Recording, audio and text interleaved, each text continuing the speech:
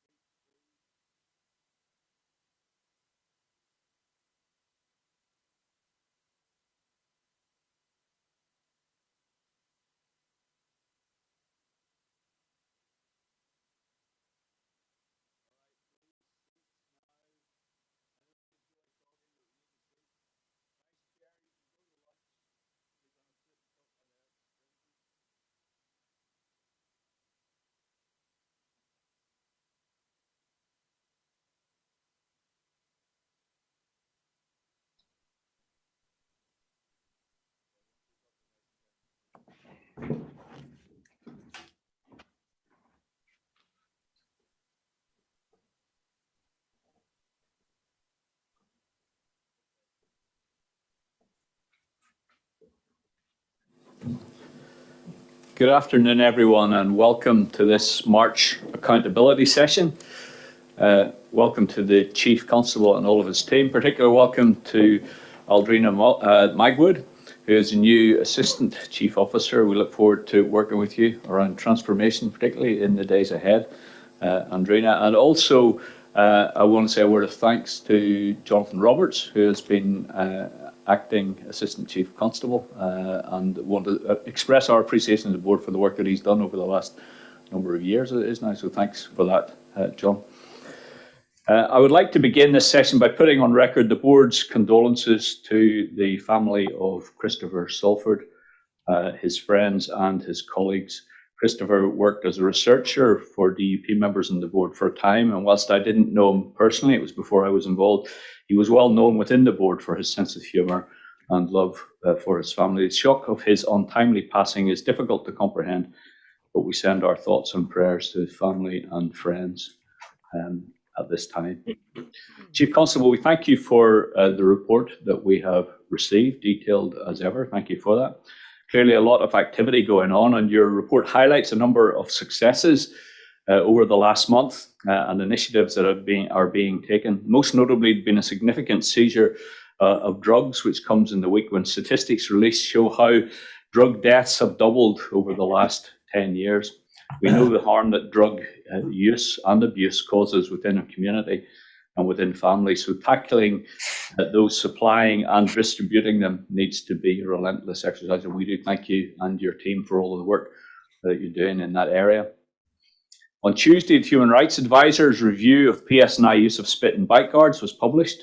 I have now written to you on the board's position and regarding the development of a governance framework which addresses key elements within the advisor's report. The board approved the draft resource plan today, and there are still many uncertainties around the budget and the outworking of the impact. Note that a statement has been released by the Finance Minister indicating additional funding of 300 million next year. And as a board, we would certainly support the PSNI and the Department of Justice in making a bid for some of those monies to reduce the gap in the financial year. If it's not already in train, we have a number of questions relating to budget within our questions today.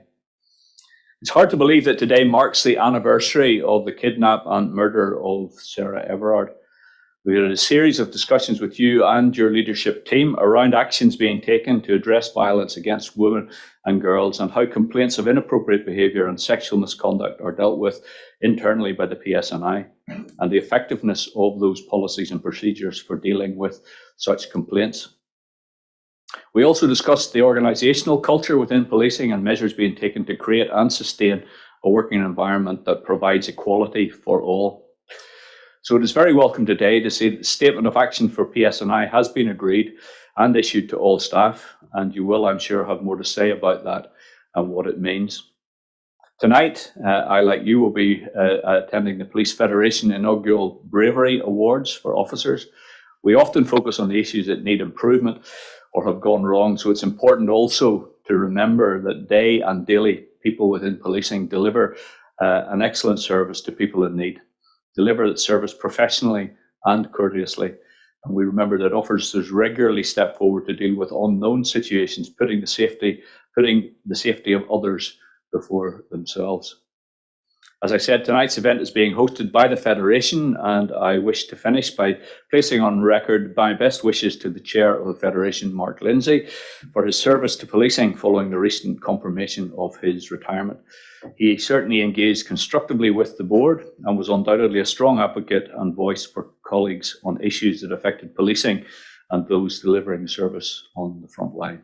So that said, please, Chief Constable, please, you could introduce your remarks and then we'll take questions. Thank you. Well, thank you, Chair, and good afternoon, everybody. Just a few things to say in response before we go to questions and to introduce the report itself. Firstly, obviously, this is our last meeting of this cycle, and I think we just want to say collectively, sort of pre-election, our thanks to members for the constructive challenge of the last 12 months, because it's a key part of the accountability process. And also, as we've seen in recent months, for wider support around particularly the budgetary issue. As you say, Chair, sometimes we reflect on what we haven't done, but this report again today reflects on some of the achievements, and we would like to still present a report in April that tries to round up the end of year analysis of what has gone well in terms of delivering the policing plan. The specifics of the spit and bite guard issue, clearly we have received both John's report, he's still here, he's moved, and also your letter. We will be making our determination later this month, and clearly when we've done that, we will be responding to the letter and writing back to you. Again, like yourself, I know Mark and Pamela were at the funeral this weekend, but we would also acknowledge the untimely death of Christopher Stelford and offer our condolences to his family, friends and colleagues. Looking ahead, as you say, we have Aldrina here for the first time, and Chris Todd starts next week as our new Assistant Chief Constable. And clearly absolutely endorse your comments about Mark's retirement as Chair of the Federation.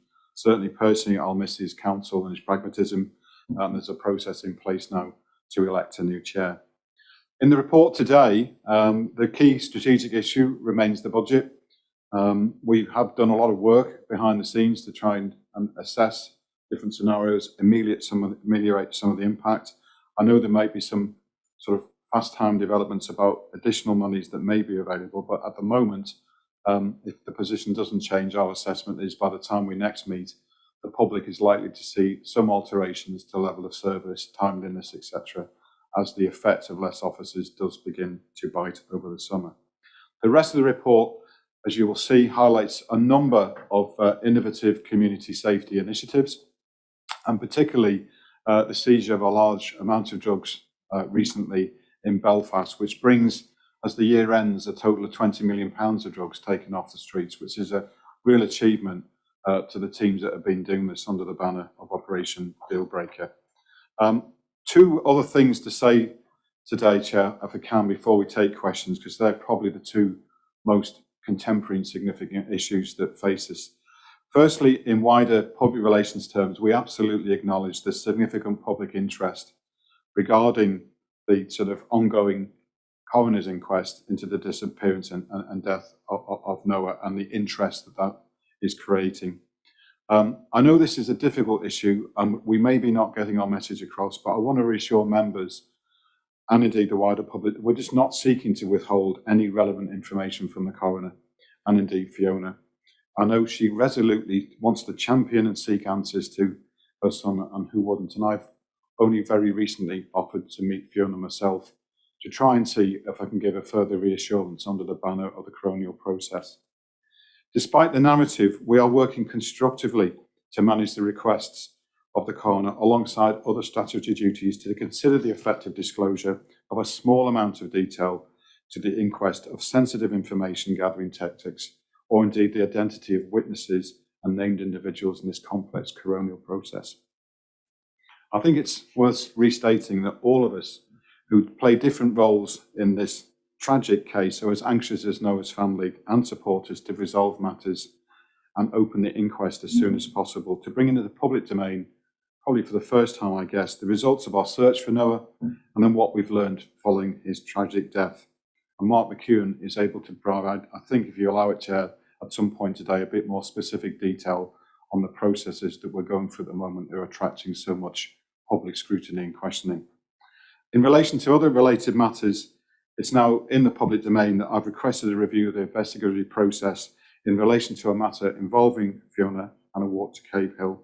She will not be expected to attend an interview on Friday, and her legal representatives have been advised accordingly. As you say, Chair, sadly today also marks the anniversary of the death of Sarah Everard, and I think an acknowledgement this is an event that's caused an existential crisis in policing right across the UK. As you say, we are pleased to have launched our statement of action on conduct and standards in relation to the abuse of power and trust that the public places in us, and it also sets the tone for building a safe and inclusive working environment, and I think that has been made available to members this morning. It's been sent to every member of staff in the organisation at the start of the week, and there'll be further work over the next few weeks to reinforce the detail of the message. Clearly, my job as Chief Constable, working with the senior team and leaders across the organisation and beyond, is to set the culture for people to thrive and give it their best. It strikes me that pride in the job is always a key sentiment to reinforce, despite the scrutiny on inappropriate police officer behaviour across the country. But where we have to set standards, we have and we will, and sometimes that means making decisions that will not always be popular, given the purpose of the police conduct regime, which is sometimes, I think, misunderstood. As leaders, we also need to challenge and realise that what we walk past or turn a blind eye to is the thing that sets the tone, and that's a message I keep repeating. So we will live our values of careless and act as we face down some uncomfortable home truths and root out wrongdoers, who after all are, as you say, Chair, a small minority of the men and women that come through our door every day to give it their best and keep people safe. Like you, I'm looking forward to the Police Federation Bravery Awards today, and it reminds us actually of what a human endeavour policing is. And while sometimes we do focus efforts on things that are not what we want to see, that the bravery, courage and conviction of many of our workforce is remarkable, and we'll start to see some of the detail of that this evening. But further than that, for the moment, I sort of present the report to you and we'll take questions from members. Okay, thank you very much, Chief Constable. You referenced within that the issue around Noah Donohoe and the ongoing coronial proceedings there. I know Mark wishes to make a statement, but I'll hand over to Gerry to ask a question, and then perhaps Mark can respond. Gerry.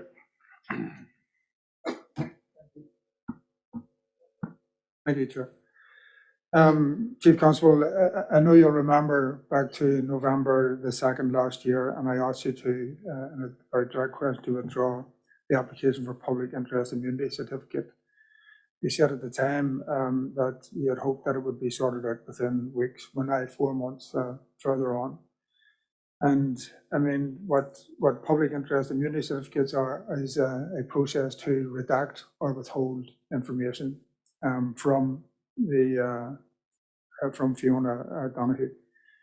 And I spoke to her in the last few days. So I want to, I mean, after 4 months, repeat the question, which is, will you remove, because it is a police decision to ask for an application, you make the application. I understand it has been made yet, even after 4 months.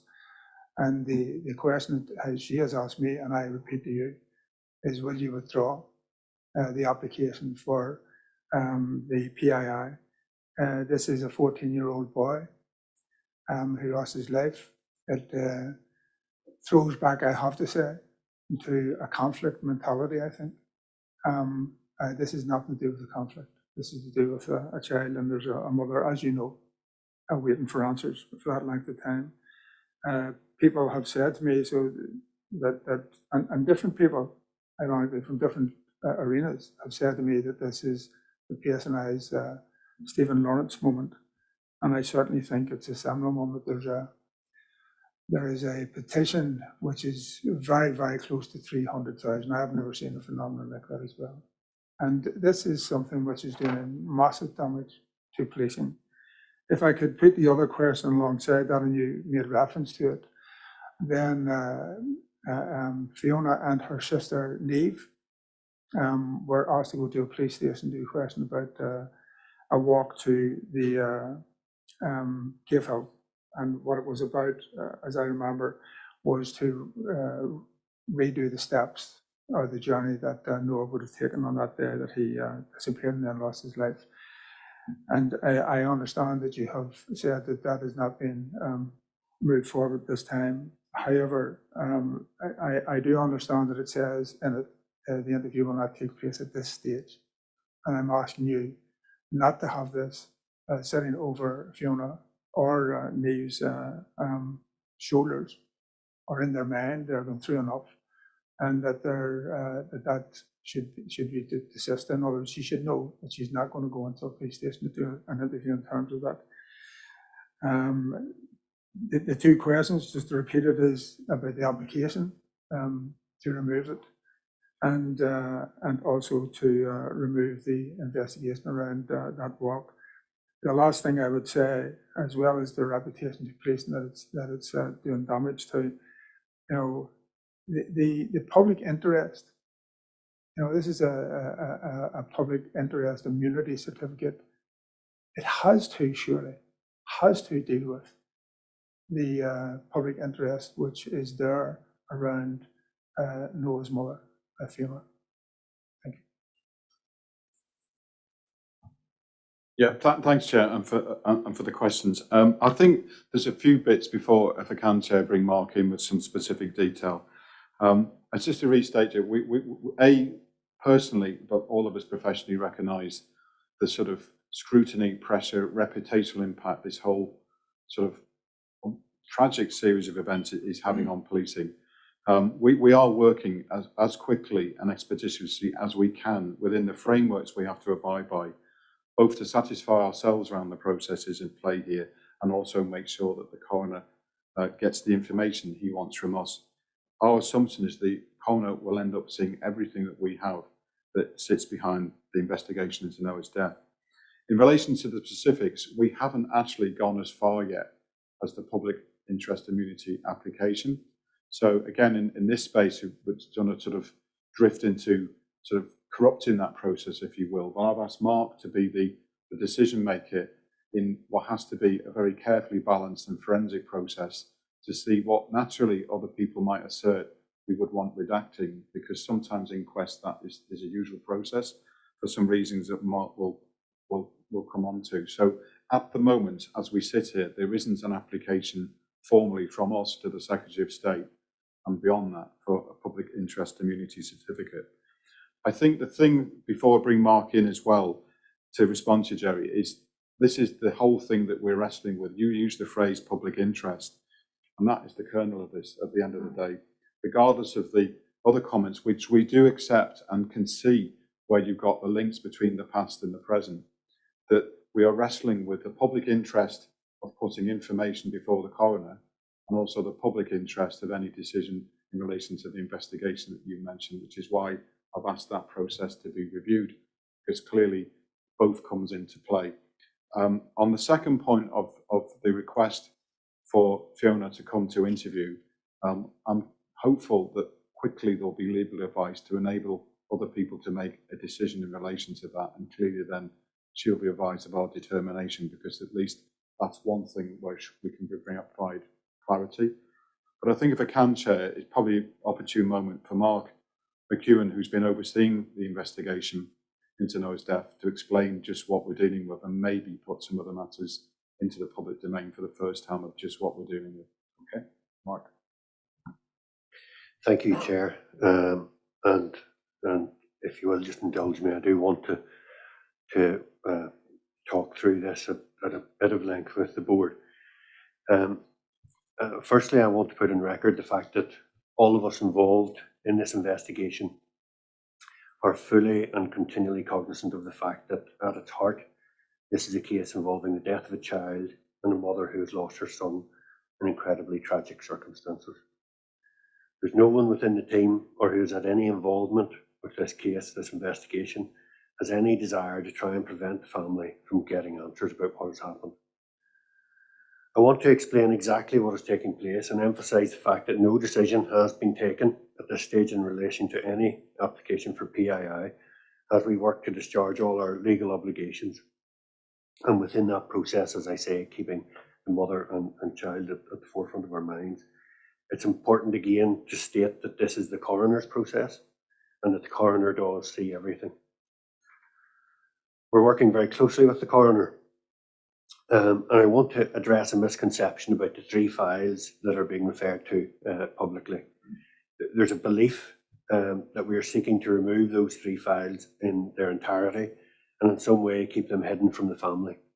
This couldn't be further from the truth, and I'm going to explain exactly what's taking place to try and provide some understanding. The 3 files in question form the sensitive material. The first contain intelligence documents. The second file contains an overview of all police actions in the case, including investigative lines of inquiry, intelligence tasking, and things of that nature.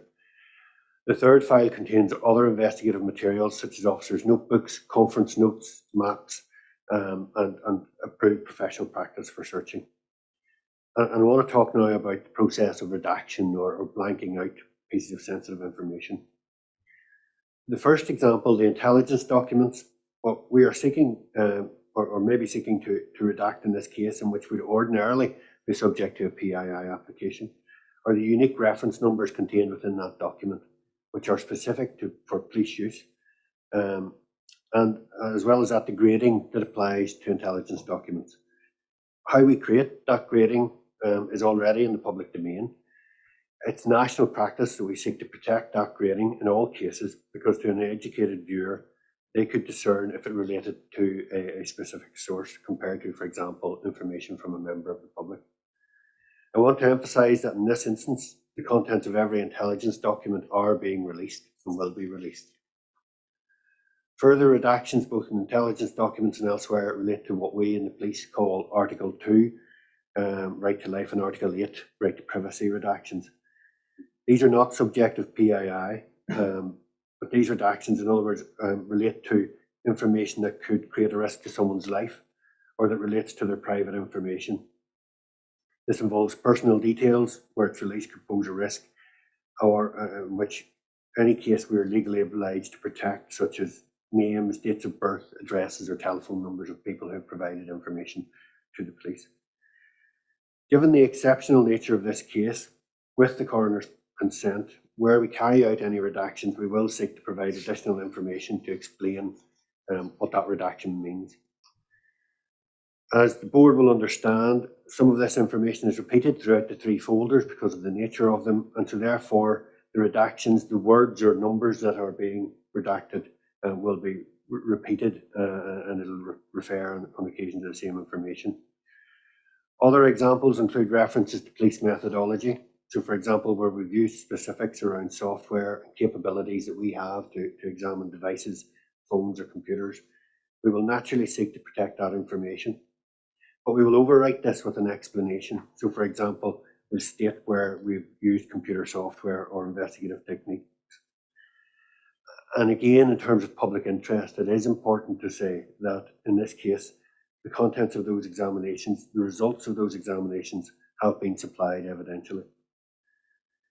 The reason that this is important, and again it refers to public interest, is that these techniques are not only used in cases like this, they're also used in tackling terrorism and serious and organised crime. We want to protect these capabilities for those reasons, and so that if we are sadly called upon to locate vulnerable people in the future. As we have done in this case, we can utilise every method that we have available to us. Hopefully this brings some clarity about the process, Mr. Chair. This is an iterative process. We are doing everything we can as expeditiously as we can, working closely with the coroner to bring it to a conclusion. We're doing everything that we can to ensure transparency. We're working closely with the coroner and he has the final say. Again, I emphasise no decision has been taken at this stage in relation to any application for PII. And as I said at the outset, the coroner sees everything. Thank you. Thank you, Mark. Gerry? Yeah. Thank you for that. Look, I've already put the questions and you'll give the answers. Just let me say this in finishing. I have spoken to no one who doesn't believe that the police are hiding some. Whatever the facts are, there's 300,000 signatures asking for a PPI not to be used. With respect, you give quite a detailed explanation there, but in the detailed explanation, it means that you are going for a PPI. It may be different from what people believe out there, but you explained why you're going for a PPI. Because you said this has to be redacted and there's other things that have to be redacted. And I understand Article 2, by the way, and Article 8 and the rest of Article 3. So all that I would say, my final effort is there is an urgency on this. Because when I say it's a seminal moment for the PSNI, believe me, I believe that, and action has to be taken to take that away, take that suspicion away. Thank you. Mr. Chair. Yeah. And if I may just respond to that, I fully take on board the comments around urgency. As I said in my statement, this is the coroner's process, and what I have said does not mean that we are fully intent on applying for PII. We will work through this with the coroner. Some of those redactions, as I have said in my statement, are not subject to PII. They are Article 2 and Article 8 redactions. So we will work and continue to work closely with the coroner to do everything we can to minimise that. And there has been no decision made around applying for PII in this case. Thank you for that clarity. Okay, we're going to have a question now with regard to Ukraine and potential assistance and online. John Blair, please. John. Chair, thank you. And if I could very briefly, before I ask the question, just thank the Chief Constable, senior officers present and the wider policing team for their continued cooperation and the work they're doing every day to keep people safe. And I'm asking that, of course, because we're coming towards the end of this policing board term. And on the subject of keeping people safe, Chair, can I ask if the police are in a position to send any unused or surplus equipment, which might, for example, include body protection equipment, to the people or those serving in Ukraine, so people there can be protected as their safety and their liberty is under onslaught from Russia?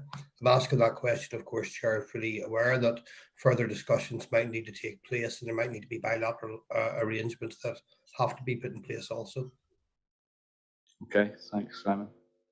Yeah, thank you, John, and for those comments. I think firstly, I think we'd all sort of reflect on how awful the events that we are seeing in Ukraine sort of by the hour are in terms of the effect on people's lives and all that we respect in a modern democracy. But it is a question that's been raised a couple of times in the last few days, John. So I think the easiest thing to do for this meeting is to take the issue away. There are some practicalities about the viability of old body armour. There's probably also a UK government position and a UK policing position. So if I can, Chair, we'll take that matter and write back to you when we've got a clear determination across policing, if that's an avenue that is prudent to go down. Yeah, that would be helpful. We wait to hear what comes of it. Thank you, Simon. Yes, Trevor. Probably just an aside of that, it's an interesting question that John poses, which I have no issue with. But I suppose the thing that's actually making me wonder, if it's surplus, why are you still holding it?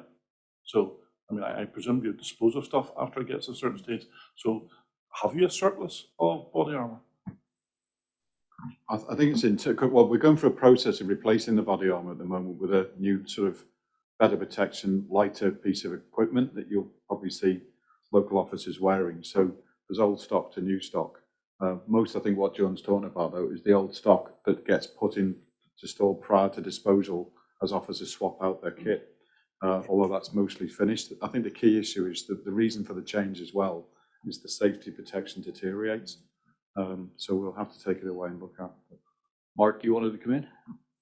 Yeah, and I was afraid to think too much of my feet, Trevor, but we also tend to keep stocks for mutual aid. So the board will be aware that if police officers from other parts of GB have to deploy to Northern Ireland for public order duties, they have to have the same kit as us. So we would normally keep some additional stocks for other forces and also just for replenishing our own. But the older stock has been replaced because we wouldn't always want to guarantee its utility. Thank you. Michael, got a question on strategic review of policing. Okay, Chief Constable, good afternoon. Yes, my question is set against a backdrop of the National Strategic Review of Policing report due out quite imminently, but there's been some leakage in the terms of the likely content, and also to some extent some of the notes you've referred to in your monthly report about the male violence strategy that you're introducing.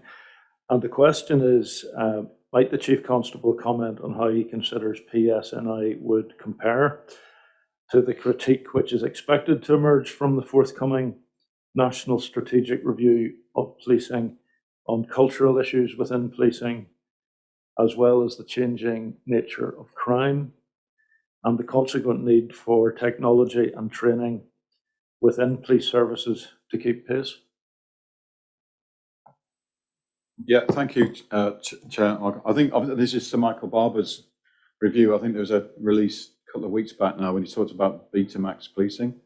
So I think there's a few sort of relevant and contemporary issues in here for us. Firstly, we talked a few times about the issue of officer numbers, but if we go back to some earlier principles, we have three strands of priority here in terms of strategic development. It's the growth of the workforce, there's digital policing, and there's a new estate. So clearly we'll be interested, although there was some detail given in that report about out-of-date technology, the length of time it takes to examine CCTV images, things like that, and backlogs in, I think, phone analysis and such like.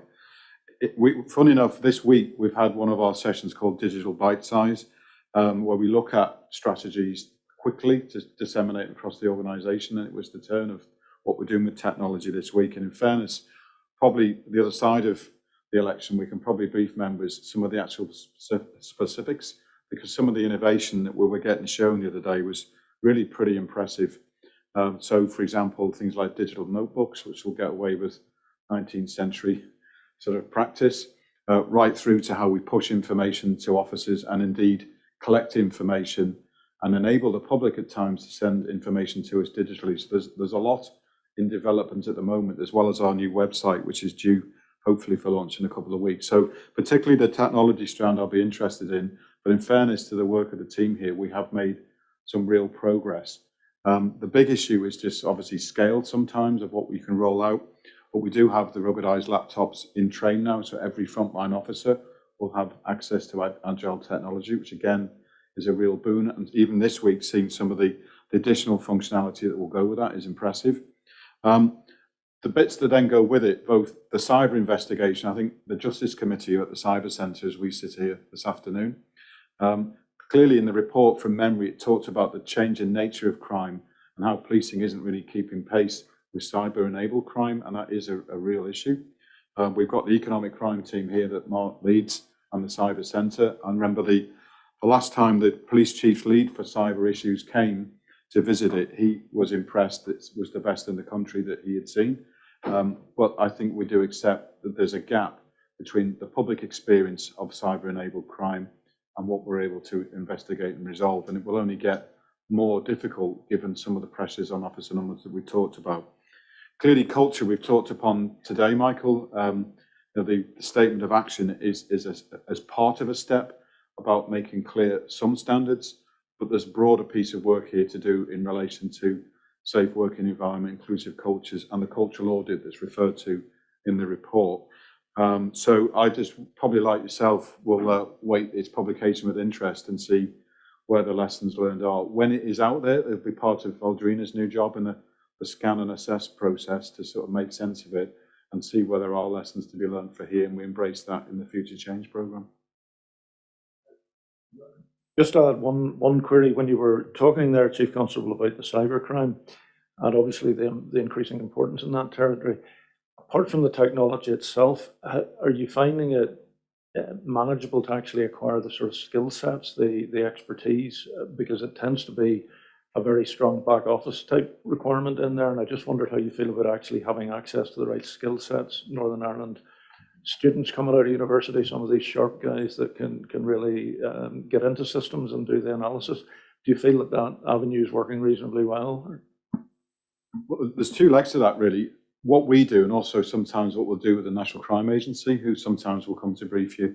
I think there's always more we can do in the space of workforce modernisation, and again, 3 days in, it's part of Aldrina's medium term to see how we look at workforce mix, productivity, to embrace technology and speed things up.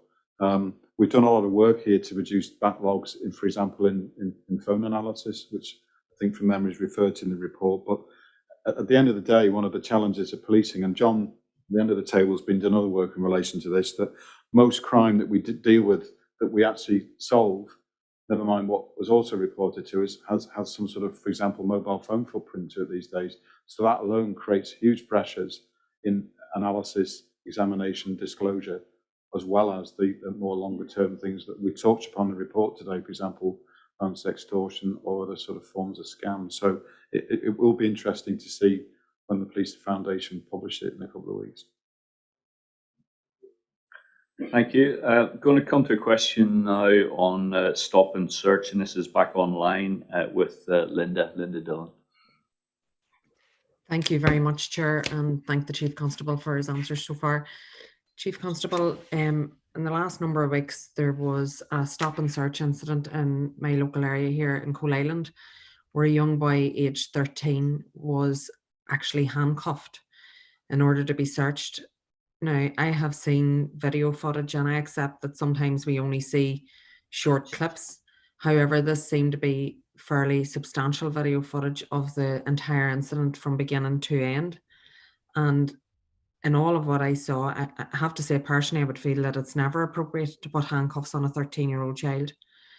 But in all of what I saw, at no point was the young boy aggressive. He didn't lift his hands. He didn't show any signs of aggression. In fact, if anything, the impression you would get from watching the video is that he's actually quite frightened, you know. And like any young boy at that age, he may not want to admit that, particularly maybe given the circumstances surrounding it. But he certainly didn't, to me, come across as somebody who was aggressive or who's any threat. And I think the use of handcuffs in this situation, or in any situation where a child is involved, really needs to be thought through as to whether that is a necessary tactic. Apart from anything else, what impression is that child going to have going forward? His impression of the PSNI, I have to be honest, is probably not a positive one anyway. However, I'm sure coming out of that has just reaffirmed for him his view of the police, probably reaffirmed for other young, particularly young males, but his sister, I think, was also at the incident. So young women in this area and their view of the PSNI, and that jars with a lot of good work that has went on in this area. A lot of good work, particularly with community officers, and it's just not, I don't think it's a good signal, but I have particular issues with ever putting handcuffs on any child.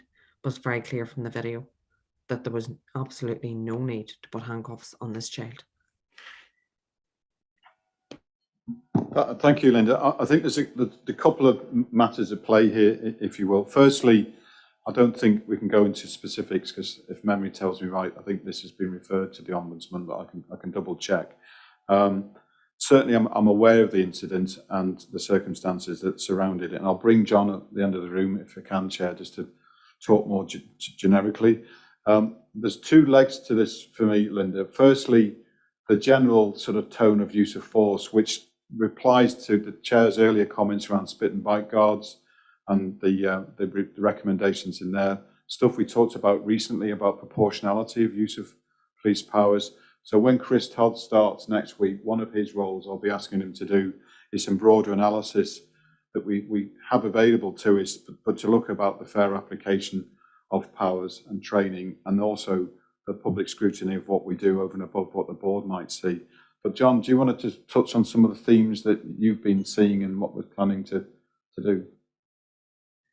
Yeah, thank you for the question. Thank you, Chair. We are acutely aware of the impact of police powers on children, and I have viewed the incident in question, as have other members of the senior executive team, and I can confirm that the incident is under review and investigation by the Police Ombudsman. It is the case that officers using force on any occasion should be doing so in a minimal way, and only what is reasonable and proportionate in the circumstances. And obviously, the Police Ombudsman will come to her conclusions about this particular incident in due course. We do now have widespread use of body-worn video. We do actively track how frequently it is activated, and we do seek to understand the reasons why it may not have been activated if that happens. And it has proven to be very useful. There has been generally a long-term trend of complaints against police falling since the introduction of body-worn video, but it also does show us from time to time incidents that might cause concern. And therefore, we have already commissioned a review of how we use force. Terms of reference are being drawn up and will be in place by the end of April for that review. And in particular, how situations escalate and how we can de-escalate out of them without incidents happening that do draw criticism of us. Thank you, Chair. Can I just add to that? I know this, it sounds like it's a general thing around the use of force. I'm particularly disturbed by the fact that this child was 13 years old. He's a child. So that, I mean, for me, is a very aggravating factor. And I note that the Children's Commissioner has also commented on it. I mean, I know that there is some work ongoing with youth services in relation to PSNI and training. And I think that if there was some exploration into that and the better use of that training, better use of that work, better use of youth services, then you may avoid incidents like this going forward in the future. But I mean, I understand that you can't speak to the specifics of this incident, but I did see the extensive footage, and there genuinely is real questions. And I think that if the PSNI senior executive team has seen it, I'm quite sure they have their own view on it. I would like to think that it's something similar to my own. I understand why you can't say what your view is. There is an ongoing police ombudsman's investigation, and I look forward to hearing what the outcome of that is. But I have real concern that this was a child, and I would not like to see it happening to anybody else's child. Thank you, Linda. Going to have a question now again online from Deirdre in relation to domestic abuse resources and plan, and then I come to Trevor as a subsequent. Deirdre. Thank you very much, Chief Constable. Thank you for your report. In your report, you cited that 20% of overall reported crime is down to domestic abuse and violence. Considering the reduced workforce, reduced budgets, the impact of the COVID lockdown, and your imminent report in terms of violence against women and girls, how are you going to allocate resources to combat that, and how are you going to measure the impact of what you've done? Thank you, Deirdre. Yeah, you're quite right. Almost a fifth of reported crime, which is significant, is made up of the issue of domestic abuse. And it's been a priority since I've been here and will continue to be so. But the actual specifics probably bring Mark in to sort of reflect on the performance position and some of the work he's doing with Pamela to make sure that, given the budgetary pressures, we can assess priorities clearly and use sort of smart decision making to see how we can maintain a service, for example, in the 999 space, and how we resource investigations thereafter if we still anticipate officer numbers falling. So do you want to give a bit? Thank you, Deirdre. Thank you, Chair. So we have seen an increase in the reports of domestic abuse in this financial year of 12.6% so far, Chair. And overall, the levels of domestic motivated crime in Northern Ireland are above the 5-year average. And we saw this, obviously, the spikes during COVID. In some respects, we're happy to see that, but that is part of what we're hoping to see in terms of more people reporting domestic abuse to the police. And because it is an underreported crime, as we've said so many times before. The question you pose, though, Deirdre, is a very important one, because we have announced in the public arena the possibility of police numbers dropping. And the question then arises as to where that pressure will be withstood. So we have a journey through a domestic violence incident for a member of the public, which starts from the call coming in right down to specialised investigators investigating that. Whenever we look at where vacancies are going to arise during potential for headcount to drop, the likelihood is that vacancies arise where people leave the organisation, and they're generally people who are more senior in service and who generally are not necessarily in the uniform local policing teams. So that's where the vacancy crystallises, to use that word. So we need to try and decide, as the headcount reduces, as to where we're going to push our priority for resources. We could put more people into domestic abuse investigations. The prospect of being able to put more people into domestic abuse investigations against the current budget climate is very slim. The question for the team, for the chief and ourselves to decide in coming months, well, probably over the 3-year period of reduction, is as the headcount reduction bites, is do we push more people from other parts of the organisation into priority areas such as this, which is clearly the #1 issue in terms of crime reporting. In the short term, I would have some concerns that as vacancies occur, that this would lead to an increase in caseload for investigating officers at each part of the chain, which leads to, unfortunately, at times, in delay for victims, and that would be a great concern of mine, and also an increased pressure on officers. So I haven't got the full answer to this question yet, Deirdre, but I think it crystallises very clearly some of the dilemmas we're facing against the prospect of reduced numbers. Thank you, Mark. Just to come back on that, it's considering, that to be able to tackle with this, you have to go in at a variety of different levels and support services. It's measuring the impact of your intervention that would be key here, and be able to report to the board on that.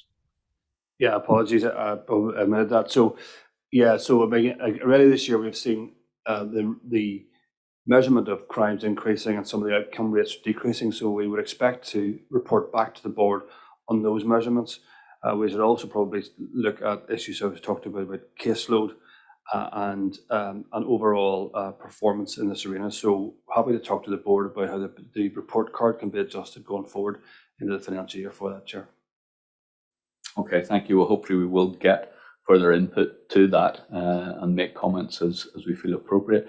Going to come to Trevor, who has a question which relates to this in terms of the strategy around violence against women and girls, and also a question on legacy. Now, I'm not aware of any other. I think we've covered off all questions, public and private, from there. If anyone else thinks they have a burning question that should be in, you need to let me know whilst Trevor's speaking. So over to Trevor. Okay, first of all, can I commend you, Chief, on the work that you have done in terms of domestic violence? I think it's commendable in the work and the direction of travel that your organisation has taken. In regards to the report for the male violence against women strategy and girls strategy, would you accept that it ignores the fact that actually male violence against them impact on children of both genders, or what's the reason that actually we've been explicitly referencing girls as opposed to children? Yeah, well, I think the origination of this reflected a national response to Sarah Everard's murder, and how it put into sharp focus the fact, as Deirdre's question, when you look, for example, at domestic abuse, while it does affect different relationships, the bulk of the perpetrators, for example, were men. And then the effect of both violence and sexual abuse was obviously also driven by men. But clearly in the round, as Mark was saying, in the broader space, it's not to say we won't be focusing on different dynamics in the family setting, or indeed in the broader domestic abuse space. So it's just a matter of emphasis for this particular part of the strategy. I entirely get the male violence part, but I don't understand, given the strategy references girls as opposed to children, and in particular in the domestic settings. I don't think if you've got a male perpetrator, I don't think it will matter the effect that would have on a boy or a girl, and I think that's my concerns in terms of that strategy. The second question is, I suppose, if I can find that, I should have wrote down here. Yeah, why is the PSNI accepting liability for legacy cases on the basis of an ombudsman's findings of collusive behaviour which have not been tested in a court of law? Well, there's a lot to play in the second one. Probably bring Mark in and some of the broader work on the sort of the settlements. I think that's probably what you're saying, is it? Well, it's more about actually you're accepting liability on the basis of an ombudsman's report on something that hasn't actually been tested. Yeah. So the ombudsman's drawing conclusion in her findings of collusive behaviour, but it hasn't been tested by the courts.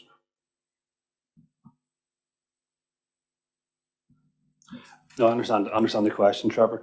I suppose we would see a distinction between an ombudsman's report and then the legal proceedings that associate with it, and we would separate our decision making out of the two. And so each case then in terms of legal liability would be assessed upon its own merits, but we would also take a position just on ombudsman's reports. And I think historically some people would say that you should keep the two together. We've taken a position recently that we just have to deal with each one on its own individual merits. And therefore we wouldn't I wouldn't necessarily accept that by accepting an ombudsman's report that we then accept liability for every claim that's made against the Chief Constable. But is there not a danger, in particular most recent cases, where you have accepted the ombudsman's report and actually concluded those cases, as opposed to allowing those cases to be tested by the courts to find whether it was collusive behaviour or not, and indeed if these cases warranted the outcomes? Yeah, no, I understand that. I suppose what we're saying is the ombudsman's report or her findings, and we accept that that's her report. People then make separate letters of claim to the Chief Constable on I think we're at 900 now, that are wide ranging in the content of those claims. The role of the lawyers to Chief Constable then is to look at the entirety of the claim and decide whether or not there is any liability or not, and then as I say, that's then reviewed on each case as it comes up, Trevor. Just checking with Pamela because she was writing furiously there. Did you want to say anything, not about this, about the issue of it being girls as opposed to children? Not really, other than, I mean, it's something that we have considered. I think to give reassurance to you, Trevor, that the outworkings of the actions coming out of the strategy will be equally relevant to boys and girls within the strategy. So in no way is it an exclusive aspect to it, but I take your point. Sorry for putting that. Yeah, I saw you writing, and I thought it'd be wrong of me not to pick up on it. Okay, well, given I've not had any other further indications, this concludes our session. This is, as the Chief Constable said at the outset, our last accountability session in public before the elections. Board business will continue through committees in March, and a business board meeting purely for internal business will be held at the end of March. We plan to have our next session in public in June, but that is obviously dependent on the outcomes of the elections and the political parties nominating to their political seats. The board will be reconstituted in line with legislation, so I want to take this opportunity to thank our current political members for their contributions to the board, wide and varied, but definitely appreciated. And I wish to, well, it says here, wish you all well. Well, you can all be wished well, given that you're fighting over presumably similar electorates, but we do wish everyone well and hope for a smooth and a swift outcome to the elections that will allow us as a board to proceed again to hold the Chief Constable to account as we have done. But thank you for today, for all of the team, for your input. And for those who are watching online, we will notify you as to when the next session in public will be, but it's likely to be in June at some stage. Thank you very much.